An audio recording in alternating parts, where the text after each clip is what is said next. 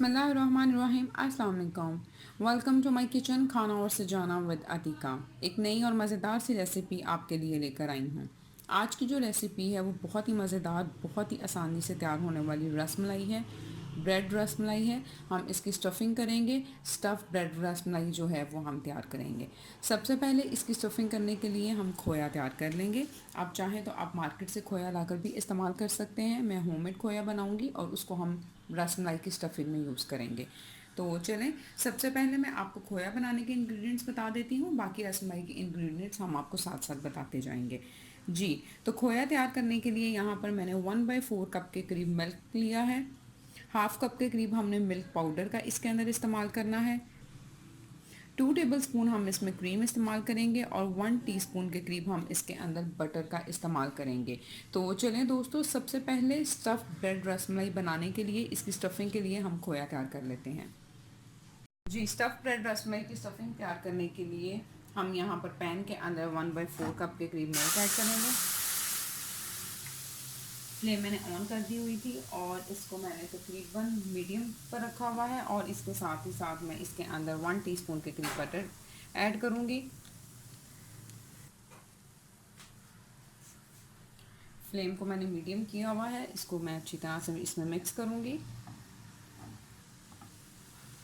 Butter को mix करने के साथ हम इसके अंदर क्रीम 2 टेबलस्पून के करीब क्रीम डाल देंगे।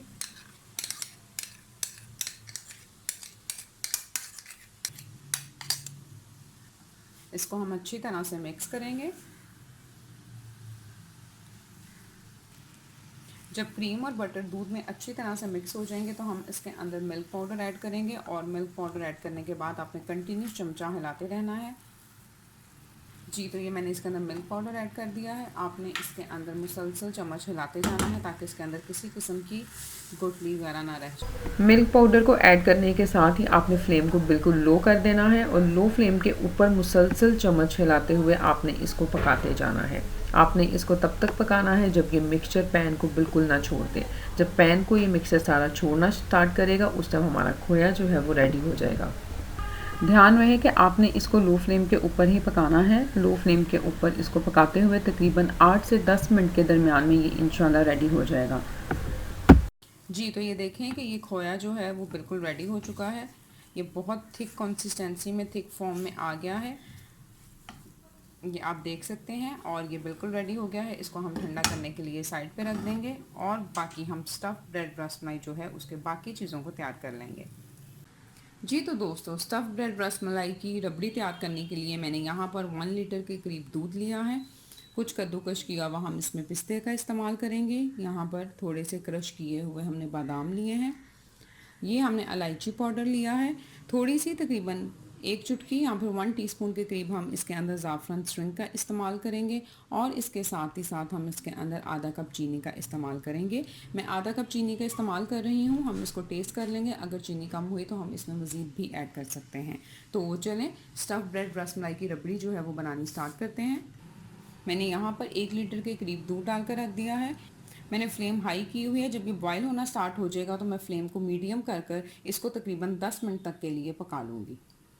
जी, तो दोस्तों, स्टफ़ ब्रेड रसमलाई के लिए जब तक हम रबड़ी को तैयार करते हैं हम इसके बाकी के स्टेप को फॉलो कर लेते हैं। ये यहाँ पर मैंने ब्रेड ली है। आपने जितनी भी रसमलाई तैयार करनी है, रसमलाई की बॉल्स को अपने जितना भी तैयार करना है उसके अकॉर्डिंग आप ब्रेड के स्लाइसेस जो हैं वो ले लें। एक स्लाइस से हम एक बॉल तैयार करेंगे। ये इसके किनारों को हमने काट देना है।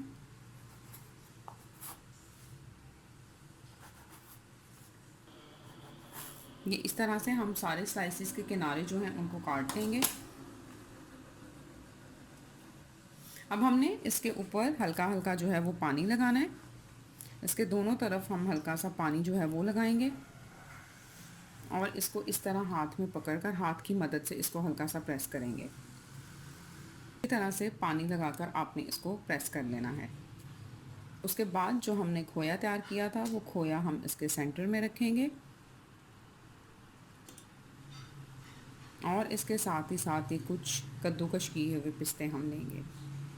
दोनों हाथों को आप अच्छी तरह से गीला कर लें। ये देखें, आप इसको अच्छी तरह से गीला करने के बाद इसको बॉल की फॉर्म में लाकर आप इसको इस तरह से फोल्ड करते हैं। और इसकी एक बॉल तैयार कर लें। इस तरह आप दोनों हाथों से इसको अच्छी तरह से दबाकर करेंगे तो ये आपके पास एक अच्छी सी जो है ये बॉल जो है वो तैयार हो जाएगी। ये आप देख सकते हैं ये बिल्कुल भी नहीं टूटेगी, बिल्कुल अच्छी तरह से जो है ये तैयार हो चुकी है, तैयार कर ली है। इसी तरह से हम बाकी की जो है वो रसमलाई बॉल्स भी तैयार करते जाएंगे।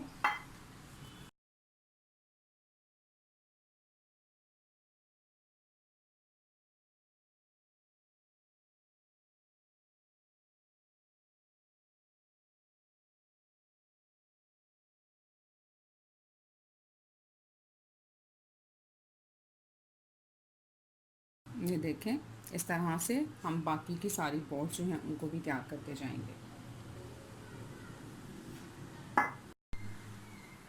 जी तो दोस्तों दूध बॉयल होना स्टार्ट हो गया था। मैंने मीडियम फ्लेम के ऊपर इसको 10 मिनट तक तकरीबन पका लिया था। अब हम इसके अंदर बाकी के इंग्रेडिएंट्स ऐड करेंगे। ये यहाँ पर इलायची पाउडर जाएगा, इसके साथ ही साथ क्रश किए हुए बादाम, मैं तकरीबन 1 टेबलस्पून के करीब इसमें बादाम ऐड करूँगी।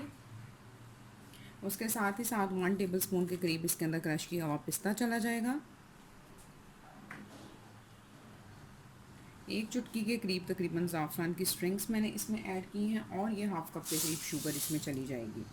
इन तमाम चीज़ों को मैं अच्छी तरह से मिक्स कर लूँगी और दोबारा से हम इसको तकरीबन 10 से 15 मिनट तक मीडियम लो फ्लेम के ऊपर पका लेंगे। हम इसको इतना पकाएंगे कि ये दूध पककर तकरीबन आधा रह जाए। थोड़ी थोड़ी देर बाद आप इसमें चम्मच ज़रूर हिलाते जाइएगा। कोशिश कीजिए कि दूध नीचे बिल्कुल ना लगने पाए और ये जो साइड्स पर दूध जमा होता जाएगा आपने इसको चम्मच की मदद से उतार कर इसके अंदर मिक्स करते जाना है। इन तमाम चीज़ों को अच्छी तरह से मिक्स करने के बाद आप इसके अंदर शुगर टेस्ट कर लीजिएगा। अगर आपको चीनी कम लगे तो आप इसके अंदर मज़ीद आधा कप और ऐड कर सकते हैं। जी तो ये हमने मज़ीद 15 से 20 मिनट तक दूध को मीडियम लो फ्लेम के ऊपर पका लिया है। फ्लेम मैंने ऑफ़ कर दी है। आप अगर इसको और गाढ़ा करना चाहते हैं तो आप इसको और भी पका सकते हैं, लेकिन मैं इसको इसी कंसिस्टेंसी में रखूँगी। मैंने इसके अंदर मज़ीद 2 टेबलस्पून के करीब शुगर और ऐड की थी। तो 5 मिनट तक के लिए मैं इसको रूम टेम्परेचर के ऊपर ठंडा होने दूँगी। उसके बाद हम इसको रसमलाई के ऊपर डाल देंगे। जी तो दोस्तों हमने रसमलाई के लिए ये रबड़ी जो तैयार की थी इसको मैंने तकरीबन 5 से 10 मिनट तक रूम टेम्परेचर के ऊपर ठंडा कर लिया है और ये रसमलाई जो हमने तैयार की थी अब हम इसको इसके ऊपर डाल देंगे। आप इसको ज़रूर ट्राई कीजिएगा, बहुत ही मज़ेदार ये बनती है और जल्दी तैयार भी हो जाती है। आपको इसका टेस्ट और फ्लेवर बहुत पसंद आएगा। और इसके साथ ही साथ अगर आप मेरे चैनल पर नए हैं तो kindly subscribe to my channel और बेल बटन दबाना बिल्कुल मत भूलिएगा ताकि मेरी आने वाली हर नई रेसिपी सबसे पहले आप तक पहुंचे। रेसिपी अच्छी लगेगी तो उसको लाइक शेयर और कमेंट ज़रूर कीजिएगा। ये इस तरह से हम अच्छी तरह से सारा इसके ऊपर डाल देंगे। दे हुए कुछ कटे हुए पिस्ते और बादाम हम इसके ऊपर डाल देंगे। थोड़े से क्रश किए हुए बादाम साथ में ये ज़ाफ़रान की कुछ स्टिक्स जो हैं वो इनके ऊपर इस तरह से गार्निश कर दूँगी। नए नए खाने बनाएं, नई नई रेसिपीज़ ट्राई कीजिए और दूसरों की खुशियों का ख्याल रखें। अपना बहुत सारा ख्याल रखिएगा। फिर मिलूँगी इंशाल्लाह एक नई और मज़ेदार सी रेसिपी के साथ। तब तक के लिए thank you very much and अल्लाह हाफ़िज़।